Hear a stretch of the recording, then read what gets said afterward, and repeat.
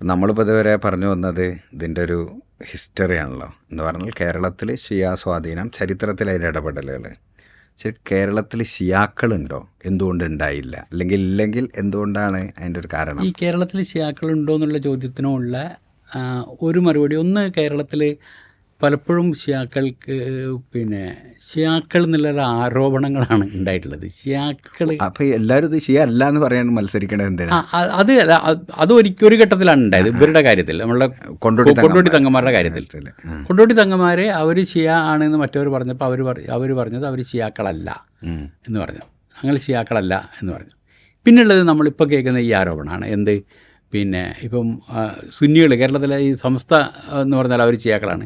സംസ്ഥയുടെ സ്ഥാപക നേതാവ് വറക്കൽ മുന്നൊക്കെ തങ്ങൾ ഷിയാണ് എന്ന് വരെ പറയലുണ്ട്. ആര് പറയുന്നുണ്ട്? വഹാബികൾ പറയുന്നുണ്ട്, നല്ലോണം പറയുന്നുണ്ട്. അതിനൊരു കാരണവും ഉണ്ട്.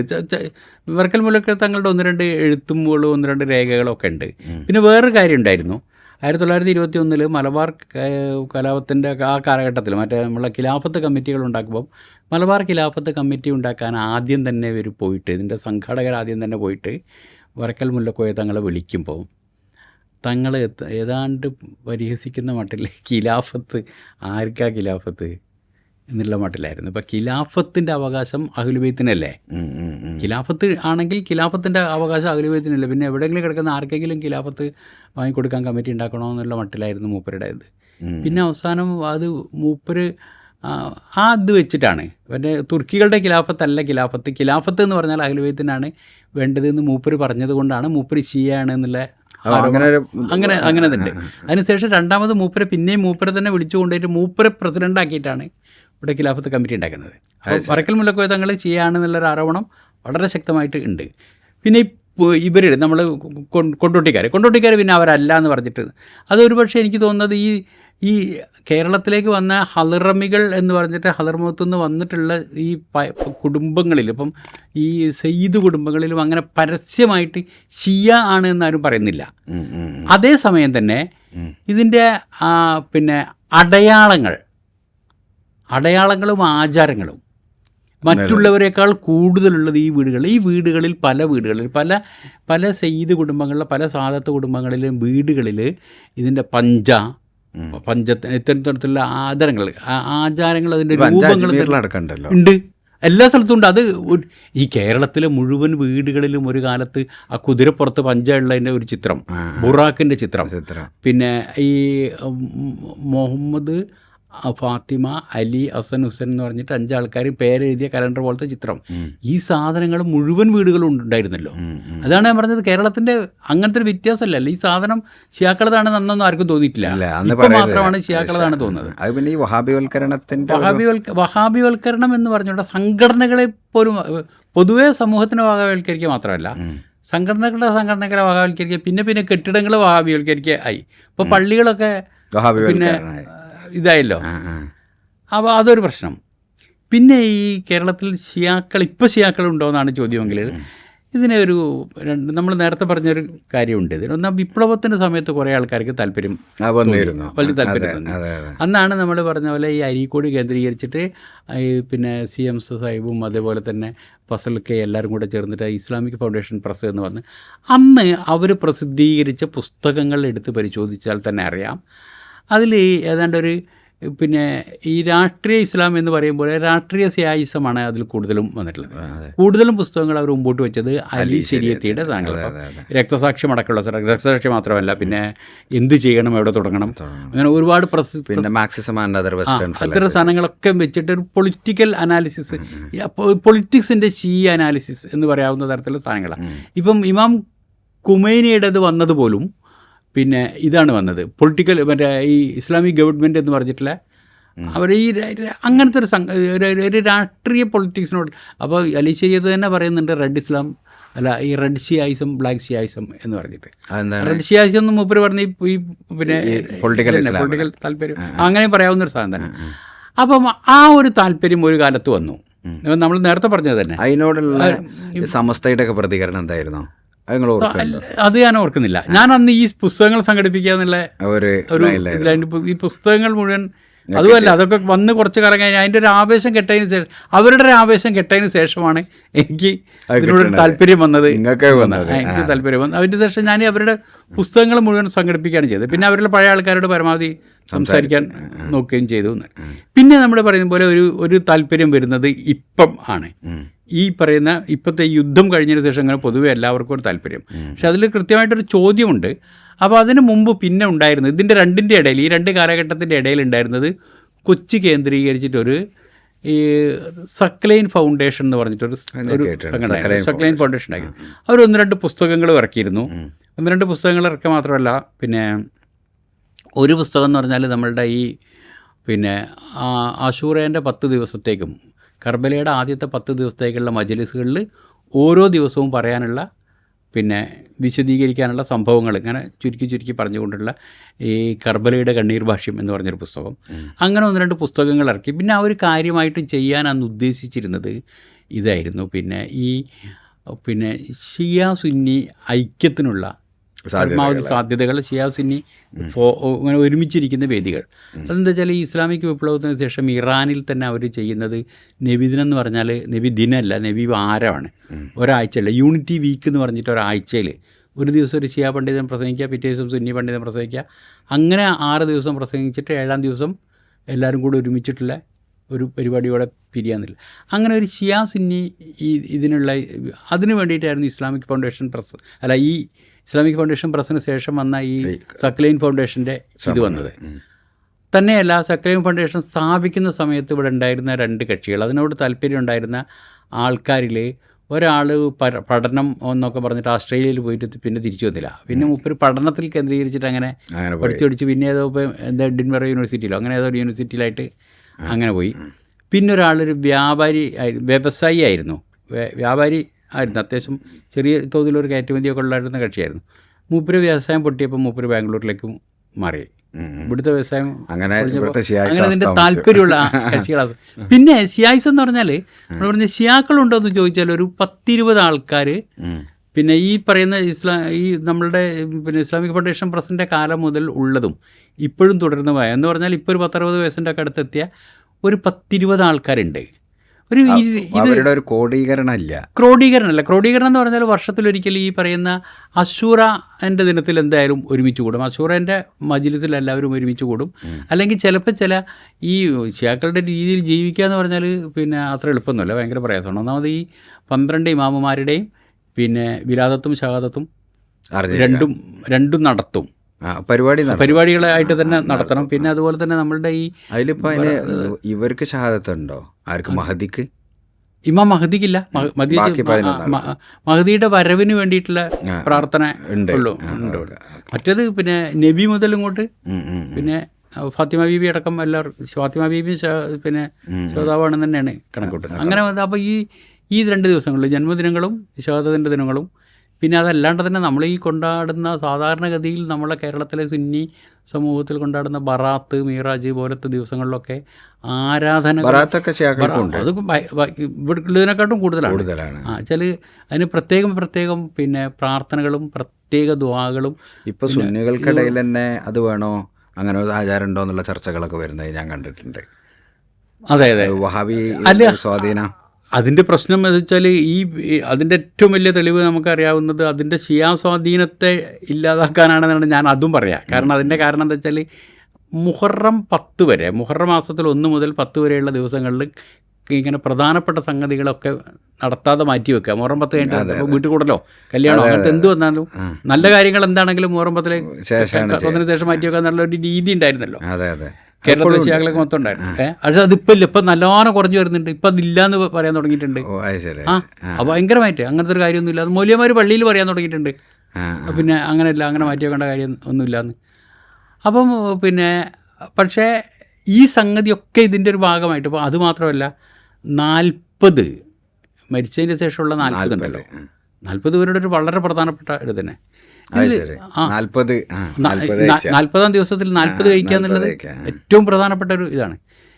ആകപ്പാടെ വ്യത്യാസം എന്ന് പറഞ്ഞത് ഒരൊറ്റ വ്യത്യാസം എന്ന് ഞാൻ കണ്ടിട്ടുള്ളൂ. പിന്നെ മറവ് ചെയ്യുമ്പോൾ ഇവിടെ തെൽക്കീൻ ചൊല്ലി കൊടുക്കുമ്പോൾ പിന്നെ നബി ആരാണ്, പിന്നെ റബ്ബ് ആരാണ്, നബി ആരാണ്, കിതാബ് ഏതാണ്, ഈ പിന്നെ മിമ്പർ ഏതാണ്, കിബില എന്താണ് എന്നൊക്കെ ചോദിച്ചു. അതിൽ ശരിക്കും ഇമാം ആരാണെന്ന് ചോദ്യമുണ്ട്. മന്നിമാമുക്ക. പക്ഷേ ഷിയാക്കൾക്ക് അങ്ങനെയല്ല. ഷിയാക്കൾക്ക് തെൽക്കീനൊക്കെ ഉണ്ട്. അത് അങ്ങനെ തന്നെ. തെൽക്കീൻ അങ്ങനെ ഉണ്ട് മാത്രമല്ല, തെൽക്കീനിൽ 12 ഇമാമാരുടെ പേരും ഇമാമുക്ക എന്ന് ചോദിച്ചാൽ അലീബിനു അബി താലിബ് ഇമാമി, ഹസൻ ബിനു അലി ഇമാമി, ഹുസൈൻ ബിനു അലി ഇമാമി, അലീബിനു ഹുസൈൻ ഇമാമി, മുഹമ്മദ് ബാക്കിർ ബിനു പിന്നെ ഇത് ഇമാമി, അങ്ങനെ പറഞ്ഞിട്ട് 12 ആൾക്കാർ, ഇമാം മഹദി വരെ ഉള്ള 12 ആൾക്കാർ ഈ തെൽക്കീൻ ചൊല്ലി കൊടുക്കുമ്പോൾ ഇമാം ആരാന്ന് ചോദിക്കുമ്പോൾ നമുക്ക് പറയാൻ ആളുണ്ട്, സുനികൾക്ക് പറയാൻ ആളില്ല എന്നുള്ളൊരു വ്യത്യാസം ഞാനതിൽ കണ്ടിട്ടുള്ളൂ. സുനികൾക്ക് ഇമാം ആരാണെന്ന് വെച്ചാൽ മേലോട്ട് നോക്കിയിട്ട് ഒന്നുകിൽ ഖുർആൻ ഇമാം ആരാണെന്ന് അറിയേണ്ടി വരും. ഖുർആൻ ഇമാമല്ലല്ലോ, കിതാബല്ലേ.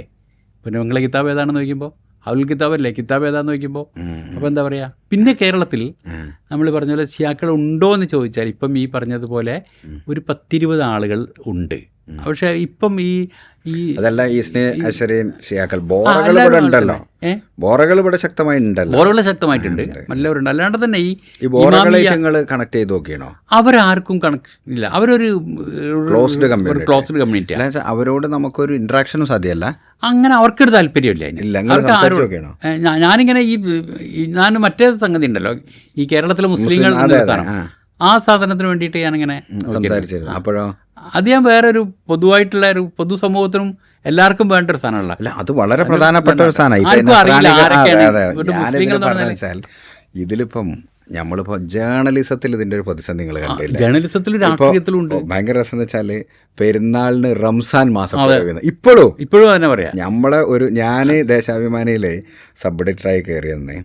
ദേശാഭിമാനിൻ്റെ സ്റ്റൈൽ എന്താ, ഷെയ്ഖുന സയ്യിദ് ഖലീലുൽ ബുഖാരി തങ്ങളി, ഇതെന്താണെന്ന് അറിയില്ലല്ലോ. ഇപ്പോൾ ഒരു ഉദാഹരണം ഞാൻ പറയണത്, അങ്ങനെ ഇവർ ഓരോരുത്തരും അടിച്ചു കൊടുക്കുന്ന സാധനം അതേപോലെ ഫുള്ള് പേരിൽ വരും. ഇപ്പം AK ബാലൻ പറഞ്ഞില്ലേ, മറ്റേ സലാത്ത് നഗറിൽ വന്ന കാന്തപുരത്തിന്റെ ജമാഅത്ത് ഇസ്ലാമി അല്ല, കേരള ജമാഅത്ത്. അതെ കേരള ജമാഅത്ത് പുതിയ പേരുണ്ട്. അപ്പോൾ ഇത് സത്യത്തിൽ ഈ കമ്മ്യൂണിറ്റിയെ കുറിച്ച് വലിയ അജ്ഞത നല്ല സംശയമില്ല. അപ്പം നമ്മൾ ഈ ഷിയാക്കൾക്കിടയിൽ ഈ ഷിയാക്കളുടെ ഒരു സ്വാധീനം ഇവിടെ ഉണ്ട്. ഷിയാ ഗ്രൂപ്പുകൾ കുറവാണ്, ഷിയാക്കൾ ആൾ കുറവാണ്. നമ്മളിപ്പം പിന്നെ എന്താണ് പറയുക, ഇപ്പം ബാംഗ്ലൂരോ മദ്രാസിലോ ഹൈദരാബാദിലോ ബോംബെയിലോ ലക്നൗവിലൊക്കെ പോയാൽ ഷിയ കമ്മ്യൂണിറ്റി ഉണ്ട്. നമ്മൾ അവിടെ സമസ്ത കേരള ജമിയത്തുൽ ഉലമ എന്നൊക്കെ പറയുമ്പോൾ അവർക്ക് അവരുടേതായ കമ്മ്യൂണിറ്റികളും നേതാക്കളും പിന്നെ സംഘടനകളും ഒക്കെ ഉണ്ട്.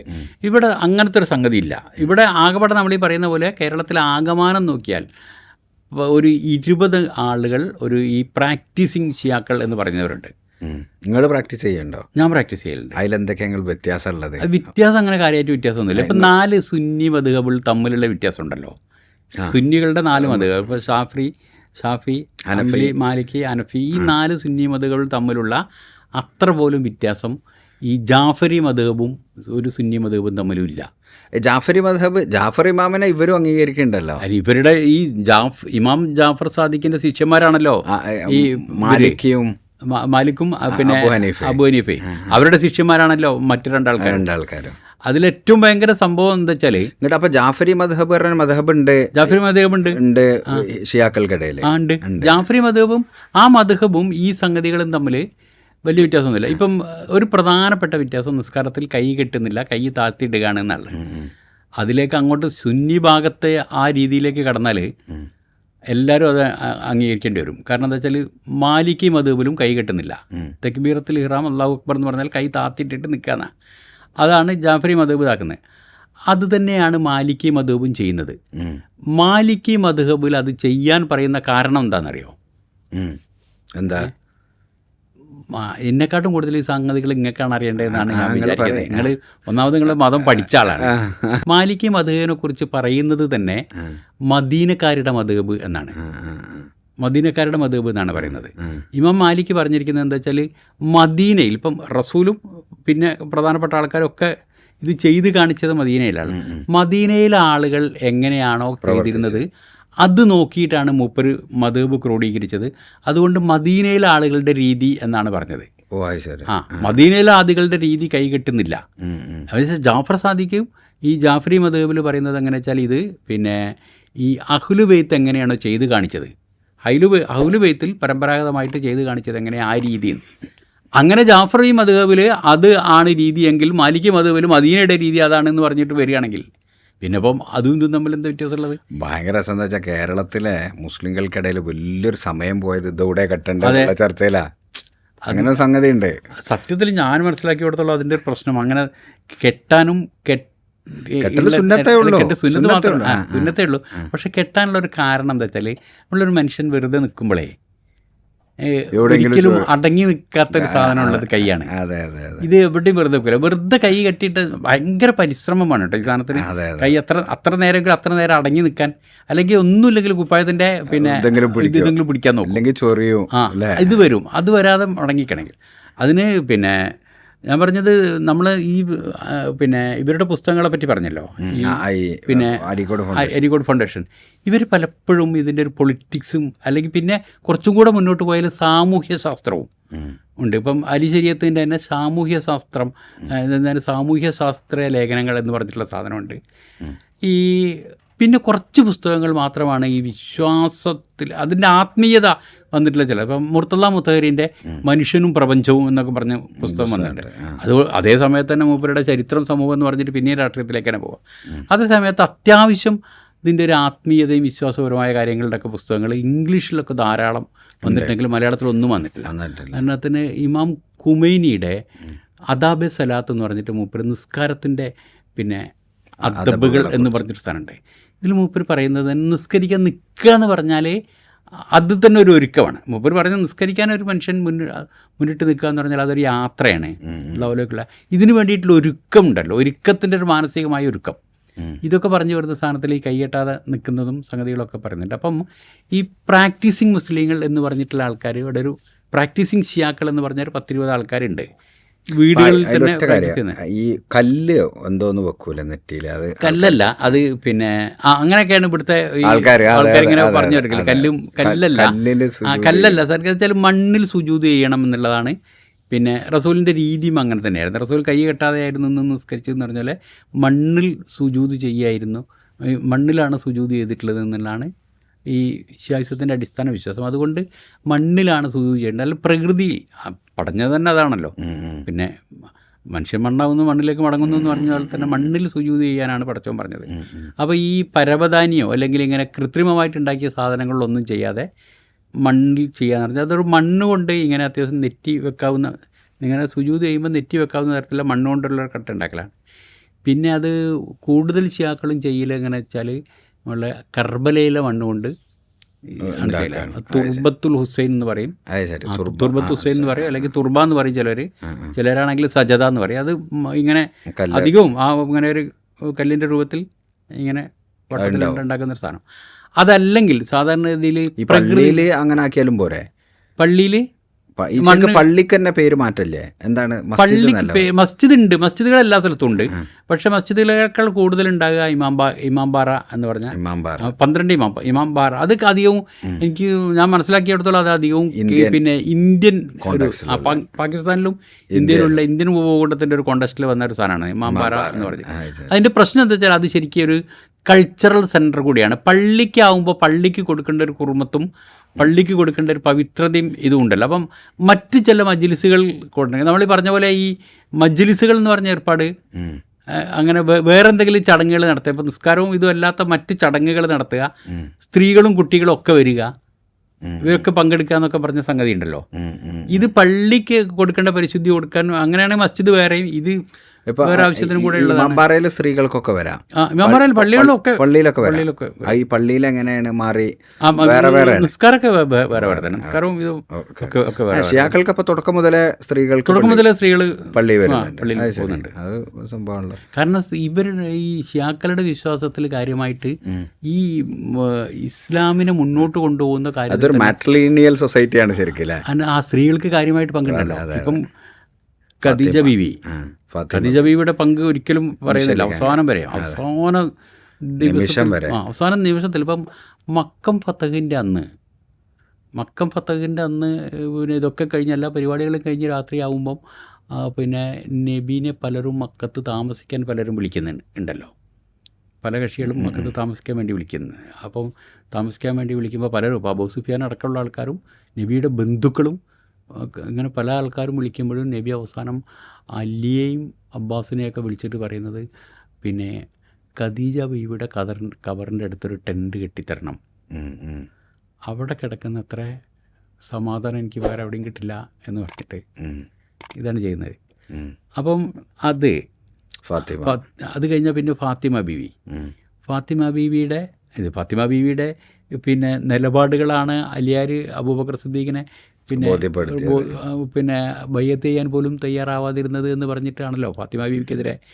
അങ്ങനെയാണ് ഷിയാക്കളുടെ വിശ്വാസം. ഫാത്തിമ ബീവിക്കെതിരെ ആക്രമണം നടന്നു എന്നും അതിലേറ്റ പരിക്കിലാണ് പിന്നെ ഫാത്തിമ ബീവി മരിക്കുന്നത് വിശ്വാസം. ഇതൊക്കെ കഴിഞ്ഞിട്ട് ഈ കർബല ദിനത്തിന് ശേഷം കർബലയിൽ ഇമാം ഹുസൈൻ തങ്ങളും കൂടെയുള്ളവരുന്ന മുഴുവൻ ആളുകളും കൊല്ലപ്പെടുമ്പോൾ പിന്നെ അതിൽ ബാക്കി വരുന്നത് അന്ന് മുഹമ്മദിൽ പിന്നെ അന്ന് സൈനുലാബ്ദീൻ അന്ന് മൂപ്പർക്ക് 10-21 വയസ്സോ മറ്റോ ഉണ്ട്. അതേപോലെ തന്നെ അന്ന് കുട്ടിയുണ്ട്, മുഹമ്മദ് ബാക്കിർ കുട്ടിയുണ്ട്. അപ്പം ഇവരടങ്ങുന്ന ഈ സമൂഹത്തിനെ പിന്നെ കൊണ്ടു നടക്കുന്നതും അവരെ ഈ ഇമാമിനമാരെ വളർത്തി വലുതാക്കിയിട്ട് ഇതിന് മറുപടി പറയാൻ മാത്രം വളർത്തി വലുതാക്കി കൊണ്ടുവരുന്നതും സൈനബ് ബീവിയാണ്, ബീവി സൈനബ്, ഹുസൈൻ പെങ്ങള് സയ്യിദ് സൈനബ്. അപ്പം ഈ ഒരു പരമ്പരയുണ്ടല്ലോ, ഈ പിന്നെ ഖദീജ ബി, ഫാത്തിമ ബി, സൈനബ് ബീവി എന്ന് പറഞ്ഞിട്ടുള്ള ഇങ്ങനത്തെ ഒരു പരമ്പര. ഈ പരമ്പരയെ മാറ്റി നിർത്താൻ പറ്റാത്തത് കൊണ്ട് തന്നെ ഷിയാക്കൾക്ക് സ്ത്രീകളെ മാറ്റി നിർത്താൻ കഴിയില്ല. അങ്ങനത്തെ ഒരു സാധനം അതിലുണ്ട്. അപ്പോൾ കേരളത്തിൽ ഈ ഉള്ളത് 10-20 ആൾക്കാരുണ്ട്. അതിങ്ങനെ ഈ വിശേഷ ദിവസങ്ങളിൽ, പ്രത്യേകിച്ച് അശൂറ ദിവസങ്ങളിൽ കൂടും. അല്ലെങ്കിൽ പിന്നെ ഈ ഇന്ന് നാളെ എന്നൊക്കെ പറഞ്ഞിട്ട് അലിയാർ തങ്ങളുടെ പിന്നെ അലിയാർ തങ്ങളുടെ ശതത്തിൻ്റെ ദിവസത്തിലും ഇങ്ങനെ കൂടും. അതല്ലാതെ അതിനൊരു കമ്മ്യൂണിറ്റി ആക്കി മാറ്റുക എന്നുള്ള ഒരു താല്പര്യവും ഒരു സംഘടന ആയിട്ട് ഇങ്ങനെ ഒരു പിന്നെ ഞാൻ കണ്ടെടുത്തോളം ഉണ്ട് സാർ. ഞാനിപ്പോൾ ഒരു 10-17 കൊല്ലമായിട്ട് ഇതിൻ്റെ കൂടെ ഉണ്ട്. ഞാൻ കണ്ടെടുത്തോളം ഉള്ളത് ഇത് ഒരു എന്താ പറയുക, ഒരു പിന്നെ ദൈവ സംഘമാക്കി മാറ്റാനോ ഇങ്ങനെ പ്രചരിപ്പിക്കാനോ പ്രചാരണം നടത്താനൊന്നും ആർക്കും താല്പര്യമില്ല. ഇങ്ങനെ സ്വന്തം നിലക്കത് ചെയ്യുക എന്നുള്ളത് മാത്രം തന്നെ. ഈ മുആവിയ റളിയല്ലാഹുവിനെ കുറിച്ച് വലിയ ഒരാക്ഷേപമുള്ളതാണല്ലോ ഇപ്പോൾ ഷിയാക്കളുടെ ഒരു പ്രധാനപ്പെട്ട. അതിപ്പോൾ ഞാൻ പറയുന്നതിനെക്കാട്ടും നല്ലത് പിന്നെ ഈ അബുൽ അല മൗദൂദി എഴുതിയിട്ടുള്ള പിന്നെ ഖിലാഫത്തും രാജവാഴ്ചയും, അത് മലയാളത്തിൽ IPH വളരെ കൃത്യമായിട്ട് വിശദീകരിക്കുന്നുണ്ട് എന്തായിരുന്നു എന്ന്. അപ്പം മുആവിയയെ എത്രത്തോളം അംഗീകരിച്ചാലും അതിനുശേഷം 2 പ്രശ്നമുണ്ട്. ഒന്ന് പിന്നെ ഈ അലിയാരെ തെരഞ്ഞെടുപ്പ് ബാക്കിയുള്ള മുഴുവൻ ആൾക്കാരും കൂടെ ചേർന്നിട്ടല്ല നടത്തുന്നത്. ആ ഒരു സാധനം തന്നെ ഉണ്ടല്ലോ. ഇപ്പം അലിയാരെ ഖലീഫ സ്ഥാനത്തേക്ക് തിരഞ്ഞെടുക്കുന്നു, ബാക്കിയുള്ള മുഴുവനും ആളുകളും എല്ലാവരും കൂടെ പറഞ്ഞ ശേഷമാണല്ലോ അലിയാർ തങ്ങളിത് ഏറ്റെടുക്കുന്ന ആദ്യ നിമിഷം മുതൽ തന്നെ ഇയാളെ അംഗീകരിക്കുന്നില്ലല്ലോ. അല്ല, ഒരു തീരുമാനങ്ങളും അംഗീകരിക്കുന്നില്ല, ഒരു നിർദ്ദേശങ്ങളും അംഗീകരിക്കുന്നില്ല. അന്ന് മുതൽ തന്നെ അംഗീകരിക്കാതെ നിൽക്കുക എന്ന് പറഞ്ഞാൽ ഖുലഫായി റാഷിദീങ്ങളെ അംഗീകരിക്കാതെ നിൽക്കുന്ന സ്വഭാവം ആദ്യം കാണിച്ച ആളാണല്ലോ. പിന്നെ ഇപ്പോൾ അയാളെ എന്തുകൊണ്ട് അംഗീകരിക്കണം എന്നുള്ള ചോദ്യം ഒരു സ്വാഭാവികമായിട്ടുണ്ടാവും. തന്നെയല്ല അലിയാർ തങ്ങളെയും അലിയാർ തങ്ങളുടെ കുടുംബത്തിനെയും, കുടുംബം മീൻസ് പിന്നോട്ടുള്ളവരല്ല മുന്നോട്ടുള്ളവരെ, വാപ്പാന മുതൽ അങ്ങോട്ട് മുന്നോട്ടുള്ളവർ, ആ പരമ്പരയെ തന്നെ മിമ്പറിൻ്റെ മുകളിൽ വെച്ചിട്ട് പരസ്യമായി പിന്നെ ഇത് ചെയ്യണമെന്ന് ഗവൺമെൻറ് ഉത്തരവിറക്കുന്ന ലയനത്ത് ചെയ്യണമെന്ന് ഗവൺമെൻറ് ഉത്തരവിറക്കുന്ന ആൾക്കാരാണല്ലോ. അങ്ങനത്തെ ആൾക്കാരോട് ചരിത്രത്തിൽ അങ്ങനെ ഉണ്ട്. അത് തുടങ്ങിയപ്പോഴാണ് ഇവർ തിരിച്ച് ലയനത്ത് മാത്രമല്ല ഈ ബാങ്കിൽ ഇത് കൂട്ടിച്ചേർക്കുന്നത്. അലി വലിയുള്ള അശുദൻ മുഹമ്മദ് റസൂലുള്ള എന്ന് കഴിഞ്ഞിട്ട് അശുദൻ അലിയും വലിയുള്ള എന്നും, ചില സ്ഥലങ്ങളിൽ അശുദൻ അലിയും ഉജ്ജത്തുള്ള എന്നും ഇത് കൂട്ടിച്ചേർക്കുന്നത് മറ്റവരിത് മിമ്പറിൻ്റെ മുകളിൽ വെച്ചിട്ട് അലിയാരെയും അലിയാരുടെ കുടുംബത്തിനെയും ചീത്ത പറയണം എന്നുള്ളത് ഗവൺമെൻറ് നിർദ്ദേശമായിട്ട് നടപ്പാക്കാൻ തുടങ്ങിയപ്പം ഇവർക്ക് സ്വാധീനമുള്ള സ്ഥലങ്ങളിൽ, ഷിയാക്കൾക്ക് സ്വാധീനമുള്ള സ്ഥലങ്ങളിൽ ഇത് ഷിയാക്കളുടെ ഏരിയ ആണെന്ന് കാണിക്കാൻ വേണ്ടിയിട്ട് തന്നെ അവർ ഇപ്പോഴും ഗൾഫിലൊക്കെ പല പ്രദേശങ്ങളിലും ഇവർക്ക് അത്ര വലിയ സ്വാധീനം ഇല്ലെങ്കിലും എന്നാൽ ഷിയാക്കളുണ്ട്, എന്നാൽ അത്ര ഭയങ്കരമായ സ്വാധീനം അല്ല. ഗവൺമെൻറ്റുകൾ മറ്റേതാണെങ്കിൽ ഇവർ ചെയ്യുക എന്താ വെച്ചാൽ അശുദൻ മുഹമ്മദ് റസൂലുള്ള എന്ന് പറഞ്ഞിട്ട് കുറച്ച് നേരം മുണ്ടണ്ടക്കും, മൗനം പാലിക്കും. വെച്ചാൽ ഒരു ഇട കൊടുക്കും, മറ്റേത് പറയാനുള്ളൊരു സമയം. ചിലപ്പോൾ മനസ്സിൽ പറയായിരിക്കും പറയുന്ന ആൾ. അപ്പോൾ ഇതൊക്കെ വരുന്നത് ഇതിൻ്റെ ഒരു അത് പിന്നെ അത് പറഞ്ഞ എനിക്ക് തോന്നിയത് ആ സാധനം പോലും പിന്നെ ഈ അക്കീദ എന്നതിലപ്പുറം പൊളിറ്റിക്കലാണ്. ശരിക്കും പൊളിറ്റിക്കലാണ്. ഒരു ഗവൺമെൻറ് ഇങ്ങനെ ഹിസ്റ്ററിയിൽ ആകത്തുക പൊളിറ്റിക്സ് ആണ്. പിന്നെ ഇസ്ലാമിൻ്റെ തന്നെ ഹിസ്റ്ററിയിൽ ആകത്തുക പൊളിറ്റിക്സ് ആണ്. അടുത്ത കാലത്താണ് കേട്ടോ അതിൻ്റെ അങ്ങനെ തന്നെ ഒരു പുസ്തകം വന്നിട്ടുണ്ട്. ഈ മുഹമ്മദ് നബിയുടെ ചരിത്രം ഒരു സ്ട്രാറ്റജിക്കൽ പൊളിറ്റിക്കൽ വായന എന്ന് പറഞ്ഞിട്ടുണ്ട്. ആരതെ? അത് അൽ ജസീറയുടെ പിന്നെ അൽ ജസീറയുടെ ഡയറക്ടറൊക്കെ ആയിരുന്നു. അൽ ജസീറയുടെ ന്യൂസ് ഡയറക്ടറായിരുന്നു ആദ്യം, പിന്നെ മൊത്തം അൽ ജസീറയുടെ ഡയറക്ടറായി.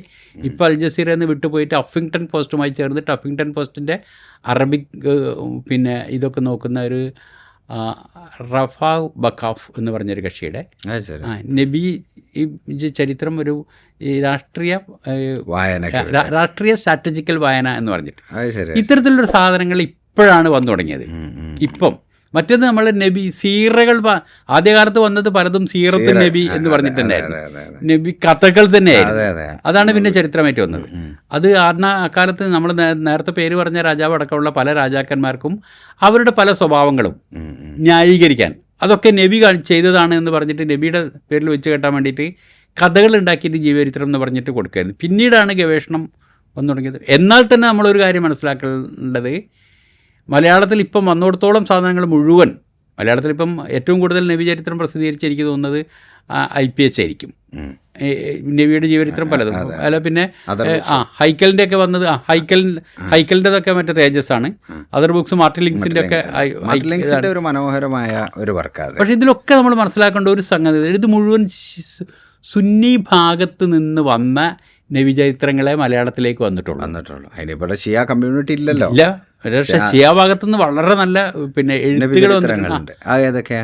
അതൊന്നും മലയാളം ഇതിലൊരു സംഗതി എന്താ അറിയുക, ഇപ്പം ഞാനിതിൽ മനസ്സിലാക്കണം, അല്ല ഇതിൻ്റെ ഒരു കൗതുകം അല്ലെങ്കിൽ ഇതിൻ്റെ ഒരു സംഗതി എന്താ വെച്ചാൽ, ഇപ്പോൾ റസൂലുള്ളാഹിൻ്റെ കാലം മുതൽ മുസ്ലിം വേൾഡിലെ 23 അല്ലെങ്കിൽ 30% ഉണ്ട് എന്നാണ് ഒഫീഷ്യലി ഷിയ കമ്മ്യൂണിറ്റി അവകാശപ്പെടുന്നത്. അവരുണ്ടായിട്ട് ഇപ്പം അലി ശരീഅത്തെയാണ് കേരളക്കാർക്ക് അറിയുന്ന ഒരു ഷിയ ഫിലോസഫർ. അതിലപ്പുറത്തേക്ക് ഇപ്പം ജാഫർ സാദിഖിൻ്റെ ജാഫരിയ മദ്ഹബും ജാഫർ സാദിഖിനെ കുറിച്ച് പണ്ട് പ്രസംഗങ്ങളിലൊക്കെ കേട്ട്, അങ്ങനല്ലാതെ ഈ ഷിയ കമ്മ്യൂണിറ്റി എന്ന് പറയുന്നത് കേരളത്തെ സംബന്ധിച്ചൊരു പ്രഹേളികയാണ് മുസ്ലിം കമ്മ്യൂണിറ്റിയുടെ ചരിത്രത്തിൽ. അതിന് ഞാൻ വേറൊരു തരത്തിലാണ് കാണുന്നത്. ഇസ്ലാമിൻ്റെ പകുതിയാണ് കേരളത്തിൽ പ്രചാരത്തിലുള്ളൂ എന്ന് മാത്രം നിങ്ങൾ പറയുന്നത്. സുന്നി ഷിയാക്കൾ പറയുന്നതല്ല, ഞാൻ പേഴ്സണലായിട്ട് ഞാൻ പറയുന്നത്. കാരണം നിങ്ങൾ പറഞ്ഞത് തന്നെ സുന്നികളും ഷിയാക്കളും ചേർന്നതാണല്ലോ ഇസ്ലാം. അതെ അതെ അതെ അതെ. പിന്നെ അതുമല്ല ഈ റസൂലിൻ്റെ ഈ അഹ്ലുബൈത്തിന്റെ വഴിയിൽ വന്നത് അതാണ്. അതിവിടെ ഇല്ല. ഇവിടെ ശരിക്കും ഇസ്ലാമിൻ്റെ പകുതിയുള്ളൂ. മേഖലയിലുള്ള ഏതാണ് പ്രധാനപ്പെട്ട സീറത്തുൻ നബികൾ? അതെനിക്ക് ഓർമ്മയില്ല. 4-5 സാധനങ്ങളുണ്ട്. ഗംഭീര സാധനങ്ങളുടെ പലതരത്തിലുള്ള പഠനങ്ങളും ഉണ്ട്. അതിൻ്റെ ഒന്നാമത്തെ പ്രശ്നം എന്താ വെച്ചാൽ, അവർ പിന്നെ ഈ റസൂൽ സല്ലല്ലാഹു അലൈഹി വസല്ലമയുടെ പരമ്പരയിൽ വന്ന ആളുകൾ നിവേദനം ചെയ്ത ഹദീസുകളും സംഗതികളും പറഞ്ഞ സാധനങ്ങളും മാത്രമേ എടുക്കുള്ളൂ. അതിൽ ഭയങ്കര രസമുള്ള സംഭവങ്ങളൊക്കെ വരുന്നുണ്ട്. ഈ സീരിയസ് ആയിട്ട് ഇസ്ലാമിനെ പഠിക്കാനും പഠിപ്പിക്കാനും ഇറങ്ങി പുറപ്പെട്ടവർ മുഴുവൻ അത് തന്നെ എടുക്കുക എന്ന് പോലും എനിക്ക് തോന്നിയിട്ടുണ്ട്. അത് പറയാനുള്ള കാരണം എന്താ വെച്ചാൽ, ഈ നമ്മളെ പണ്ഡിതന്മാർക്കിടയിൽ, ഇപ്പോൾ സുന്നി പണ്ഡിതന്മാർക്കിടയിൽ പിന്നെ ഈ 40 ഹദീസ് എന്ന് പറഞ്ഞിട്ട് 40 ഹദീസുകൾ ക്രോഡീകരിക്കുക, പുസ്തകമാക്കുക എന്ന് പറഞ്ഞിട്ടുള്ളൊരു സംഗതി ഉണ്ടല്ലോ. നേരത്തെ ഉണ്ട്. അതിൻ്റെ നവീമാമിൻ്റെ ഉണ്ട്. പിന്നെ അതിൻ്റെ കാരണം എന്താ വെച്ചാൽ, 40 ഹദീസ് ഒരാൾ കാണാപ്പാടമാക്കിയാൽ അത് പ്രചരിപ്പിച്ചാൽ സ്വർഗം കിട്ടുമെന്ന് റസൂൽ പറഞ്ഞു എന്ന് പറഞ്ഞിട്ട്, എന്നാൽ ആ ഹദീസ് അങ്ങനെ ബലപ്പെട്ടതല്ല എന്നും പലരും പറയാറുണ്ട്. അപ്പോൾ നവീമാമിൻ്റെത് ഉണ്ട്. അതിൽ ഏറ്റവും ഭയങ്കര കൗതുകമായിട്ട് എനിക്ക് തോന്നിയത് ഈ ഷാ വലിയുള്ള ദഹ്ലവിയുടെ 40 ഹദീസുകളുണ്ട്. ഷാവലിത പിന്നെ 2 കൗതുകം എനിക്ക് അതിൽ തോന്നി. ഒന്നാമത് ഷാവലിത ഈ ഇത് പഠിക്കാൻ വേണ്ടി മാത്രമാണ് മൂപ്പർ ഹജ്ജിന് പോയത്. ഇപ്പോൾ ഹജ്ജിന് പോകാനുള്ള ഒരു പ്രധാനപ്പെട്ട കാരണം അവിടെ നിന്നിട്ട് പിന്നെ ഇത് ഹദീസുകൾ പഠിക്കുക, എന്നിട്ട് ഇവിടെ വന്ന് വരാത്തതുണ്ടെങ്കിൽ അതും നോക്കണമല്ലോ. എന്നിട്ട് മൂപ്പർ മദീനയിൽ കുറച്ച് കാലം താമസിച്ച് പഠിച്ചിട്ട് തിരിച്ചു വന്നിട്ട് അലിയാർ വഴി എത്തിയിട്ടുള്ള പിന്നെ ഹദീസുകളാണ് 40 എണ്ണം തിരഞ്ഞെടുത്തതിൽ ഏതാണ്ട് 30 എണ്ണം ഉള്ളത്. അത് ശരി. അങ്ങനെ വേറെ ആരും ഇന്ത്യയിലും കേരളത്തിലും ഈ ആ ഭാഗത്തുനിന്ന് ഇപ്പം പിന്നെ അലിയാരത് ഇപ്പം പിന്നെ വളരെ പ്രധാനപ്പെട്ട പ്രാമാണികമായ ഹദീസ് ഗ്രന്ഥങ്ങളൊക്കെ നോക്കിയാൽ അലിയാരത് ചിലപ്പോൾ എണ്ണി കുറ്റിയാൽ 14-13 ഒക്കെ കിട്ടുള്ളൂ. ഒഴിവാക്കലാണ് പതിവ്.